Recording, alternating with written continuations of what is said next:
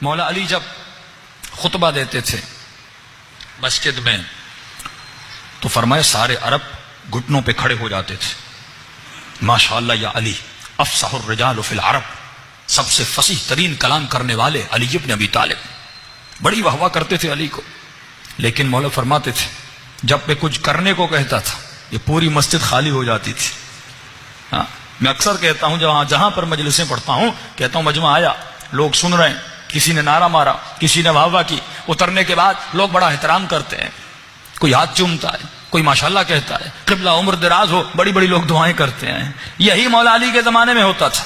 جب مولا اترتے ہوں گے لوگ ہاتھ چومتے ہوں گے، لوگ ماشاءاللہ کہتے ہوں گے، لوگ بخن بخن کہتے ہوں گے.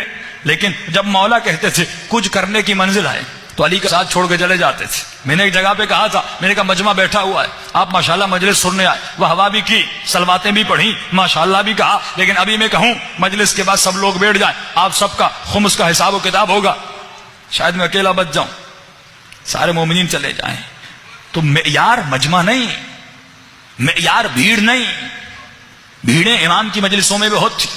بھیڑ جب مولا مسجد کوفہ میں خطبہ دیتے بہت تھی، لیکن مولا کہتے تھے جنگ پہ چلنا یا علی سردی ہے، جنگ پہ چلنا یا علی گرمی ہے. امام نے کہا کبھی کہتے ہو سردی، کبھی کہتے ہو گرمی، مسئلہ کیا ہے؟ امام نے کہا اچھا میں جنگ پہ چلنے کے لیے نہیں کہتا، علی کے لیے ایک چھوٹا سا کام کر کے آؤ. کہا یا علی کیا کریں؟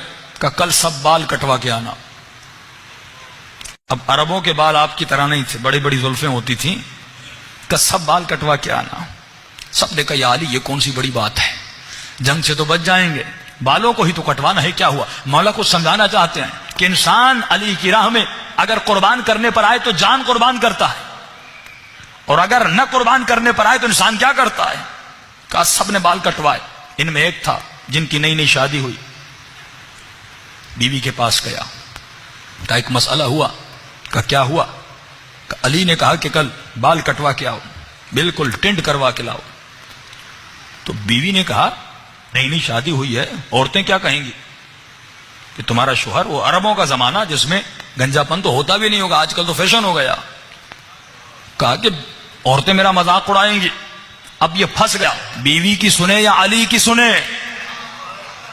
آج ہمارا یہی مسئلہ ہے، معاشرے کی سنے علی کی سنے، گھر کی سنے مولا کی سنے، باپ کی سنوں خدا کی سنوں، زوجہ کی سنوں یا مولا کی سنوں. یہیں پر ایمان کا پتہ چلتا ہے. مجلس میں آنا ایمان نہیں ہے، گھر میں حسین کی طرح زندگی بسر کرنا ایمان ہے.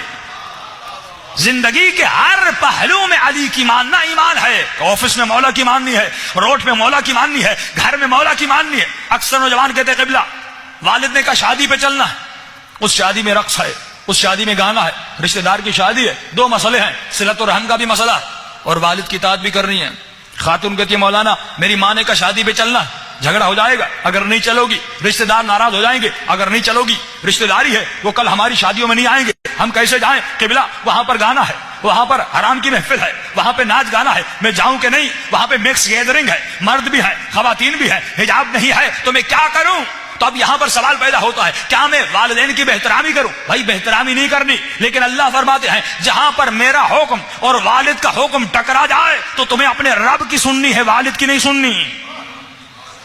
تم نے مولا علی کی سننی ہے، اپنے والد کی نہیں سننی. بہترامی نہ کرنا، احترام کرنا، لیکن ایک جملہ کہنا بابا میری اماں آپ اپنی قبر میں جاؤ گی، آپ اپنی قبر میں جاؤ گے، میں اپنی قبر میں جاؤں گا، نہ آپ میرے اعمال کے مسئول ہیں نہ میں آپ کے اعمال کا مسئول ہوں. مجھے میرے اعمال کا سوال ہوگا، آپ سے اپنے اپنا سوال ہوگا. قیامت کے دن نہ آپ مجھے بچانے آئیں گے نہ میں آپ کو بچانے آؤں گا. اگر میں اللہ کی سنوں گا تو خدا مجھے وہاں پر بچائے گا بھی.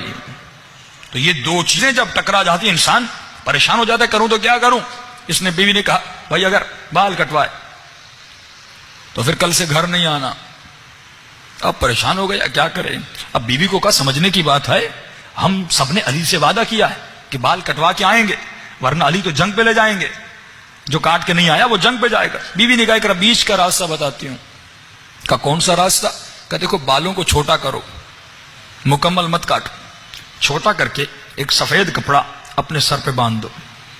علی کو کیا پتا، اب جس کی یہ وہ ہیں جو علی ولی اللہ کہہ رہے تھے، معرفت نہیں تھی. علی کے لشکر میں تھے، معرفت نہیں تھی کہ علی کو نہیں پتا کپڑے کے نیچے کیا ہے، وہ جو زمین کے علوم سے زیادہ آسمان کے راستوں کو جانے، اسے یہ نہیں پتا کپڑے کے نیچے کیا ہے۔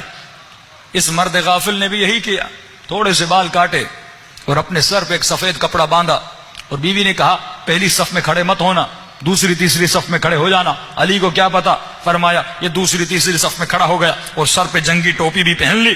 مولا جیسے آئے سب کو کہا ٹوپیاں اتارو، سب نے ٹوپیاں اتاری۔ اب کپڑا تو باندھا ہوا تھا، جس طرح کرکٹر بھی ایک کپڑا سر پر باندھتے ہیں، اس نے سفید کپڑا باندھا ہوا تھا۔ اب کا مولا کو کیا پتا چلے گا، مولا اپنی سواری پر سوار ہیں، کمر میں ذوالفقار بھی لگی ہوئی ہے۔ ایک مرتبہ تمام تر صفوف کو دیکھتے گئے، جیسے اس کے قریب آئے امام نے ذوالفقار کو نکالا، ذوالفقار کی نوک سے اس کے سر سے کپڑے کو اتارا۔ امام نے کہا جب تو علی کی راہ میں اپنے بال قربان نہیں کر سکتا تو کبھی اپنی جان کی بات نہ کیا کرو، یہ راستہ قربانی مانگتا ہے۔ آج مسئلہ یہی ہے کہ مومن اپنا پیسہ قربان نہیں کر سکتا، چند بال قربان نہیں کر سکتا کہ بھائی قبلہ داڑھی رکھوں گا تو 10 سال بوڑھا دکھتا ہوں۔ بھائی جنت میں ہمیشہ کے لیے جوان رہنا ہے کہ نہیں؟ جنت میں ہمیشہ کے لیے جوان رہنا ہے تو اپنا چہرہ ایسا بناؤ۔ میری عادت نہیں کہ میں ڈانٹوں، کیونکہ داڑھی پہ میں زیادہ بات پہ نہیں کرتا، کیونکہ پھر سارے مومنین جن کی داڑھی نہیں ان کو دیکھتے ہیں۔ یہ ایک عجیب یہاں پر برائی ہے، وہ بندہ بیچارہ ظاہر ہو جاتا تو گھبرا جاتا ہے کہ مولانا میرے لیے مجلس پڑھ رہے ہیں۔ ایسی کوئی بات نہیں، کیونکہ کچھ کے اعمال باطن کے ہیں، کچھ کے اعمال ظاہر کے ہیں۔ ہو سکتا ہے کوئی داڑھی نہیں رکھ رہا لیکن دوسرے اعمال میں بہت اچھا ہے۔ یہ تمام تر اعمال کا مجموعہ ایمان بنتا ہے۔ یعنی یہ اگر 10 مارکس اس کو لینے ہیں، اس نے 9 تو لے لیے، 1 مارک نہیں لیا، اور مولا فرماتے ہمارا چاہنے والا وہ ہے جو کوشش کرے 10 کے 10 مارکس لے۔ ایمان کے اگر 10 مراتب ہیں، ابو ذر اگر ایمان کے 7ویں یا 8ویں درجے پر تھے، جناب سلمان 10ویں درجے پر تھے، پر اس کا مطلب نہیں کہ ابو ذر برے تھے، لیکن ابو ذر کو بھی کوشش کرنی چاہیے تھی کہ 10ویں درجے پر آئے۔ تو مومن کو ہر روز کوشش کرنی چاہیے کہ امام نے فرمایا جس کا آج اس کے کل سے بدتر ہے اور بہتر نہیں ہے وہ ملعون ہے، ملعون ہے۔ یعنی روزانہ کوشش کرو تمہارا ایمان بڑھے، روزانہ کوشش کرو برائیاں نکلیں، روزانہ کوشش کرو کہ تمہارے وجود میں اچھائیاں بڑھ جائیں۔ اب یہ پورا وجود نورانی بن جائے گا۔ جب پورا وجود نورانی بن جائے گا تو امام زمانہ کی معرفت آ جائے گی، اور جب معرفت آ جائے گی تو یقیناً امام زمانہ کی ہم سب کو زیارت بھی ہو جائے گی۔